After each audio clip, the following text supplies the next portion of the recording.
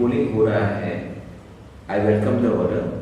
मुझे उम्मीद थी कि शायद 200 से ऊपर में रीपोलिंग हो, 220 से 230 में, लेकिन अभी जो नंबर आया है तभी भी एक इंडिकेशन है।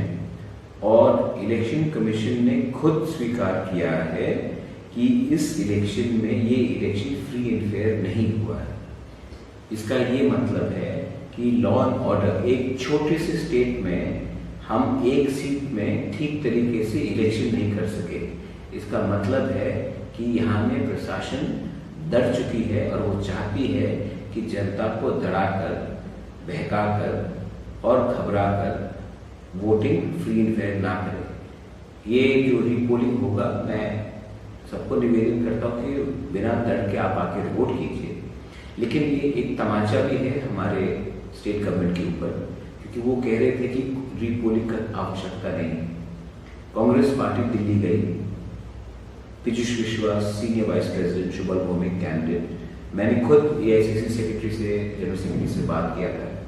हमारे एआईसीसी की लीगल टीम ने असिस्ट की और ये सबमिशन के बाद इलेक्शन कमीशन और स्टेट में भी एक उन्होंने स्वीकार किया है कि इलेक्शंस 11 अप्रैल को फ्री एंड फेयर नहीं हुए थे। इसका यही मतलब है कि पूरा प्रशासन और ये सेटअप जो था सिक्योरिटी एडिक्वेट नहीं था। अब रीपोलिंग होगा और जनता एक जवाब देगी बीजेपी को। 18 तारीख को और एक इलेक्शन है ईस्ट के लिए।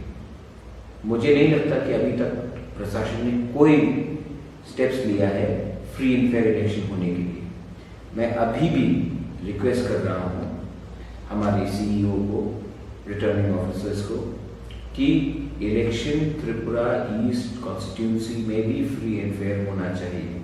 अगर फ्री एंड फेयर नहीं हुआ, हम ईसी में तो कंप्लेन करेंगे, लेकिन अगर वहाँ में भी हमें जस्टिस नहीं मिला तो हम कोर्ट का दरवाज़ा भी, कोर्ट के ऊपर में, कोर्ट के दरवाजे में भी हम नॉक करेंगे। तो ये क्लियर मैसेज है कि त्रिपुरा में इस समय बीजेपी मास रीडिंग कर रही है। जो एक समय सीपीएम करता था, आज बीजेपी वो कर रही है। बहुत शर्म की बात है, क्योंकि हमको लगा था कि जब सीपीएम हट जाएगा तो ये रीडिंग ऑटोमेटिकली खत्म हो जाएगा, लेकिन बीजेपी भी वही चीज़ कर रही है।